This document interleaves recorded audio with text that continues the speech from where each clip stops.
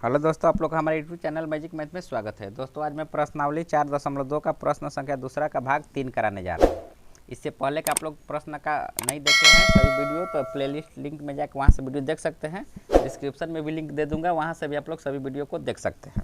एक अच्छा नवगणित का सवाल है, प्रश्नावली 4.2 प्रश्न संख्या 2 का भाग 3 है। तो इसमें हम लोग को क्या करना है, समीकरण दिया है उसका 4 हल निकालना है। तो चलिए हम लोग इसको 4 हल निकालते हैं। इस समीकरण के लिए 4 हल निकालने के लिए आइए हम लोग आप लोग को दिखाता हूँ। तो हल में पहले हम लोग को यहाँ दिया है x बराबर 4y।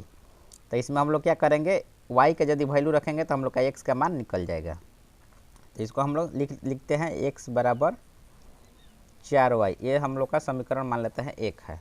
इसमें y का वैल्यू रखेंगे तो x का वैल्यू हम लोग का निकल जाएगा। तो इसमें हम रखते हैं यदि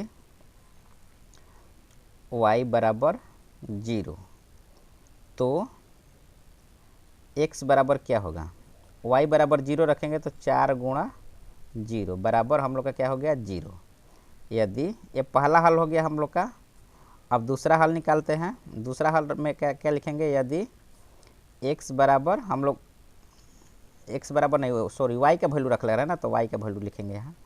y का वैल्यू हम रखते हैं 1, तो हम लोग का क्या होगा, x का वैल्यू तब कितना हो जाएगा, यानी हम लोग का समीकरण है 4y, यानी 4 गुणा y हो जाएगा, यानी 4 गुणा 1 हो जाएगा, यानी हम लोग का आंसर आ जाएगा 4।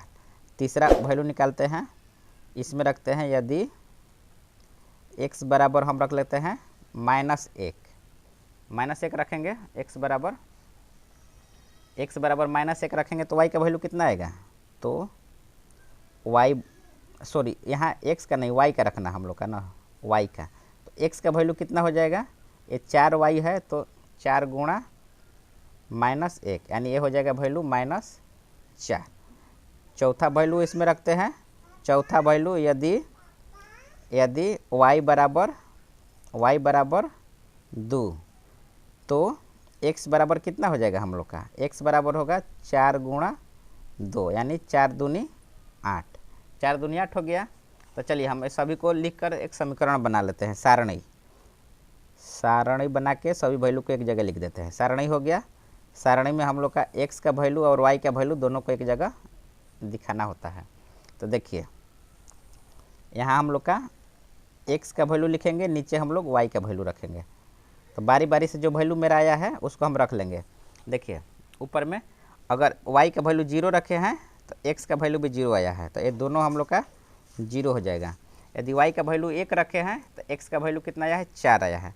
y का 1 तो x का वैल्यू 4। इसी तरह देखिए y का वैल्यू हम लोग का -1 है तो y का वैल्यू -4 आएगा। y का वैल्यू -1 है तो x का वैल्यू -4 आएगा। सॉरी यहाँ पर दिया है y का वैल्यू 2 है तो x का वैल्यू हम लोग का कितना आया है, 8 आया है।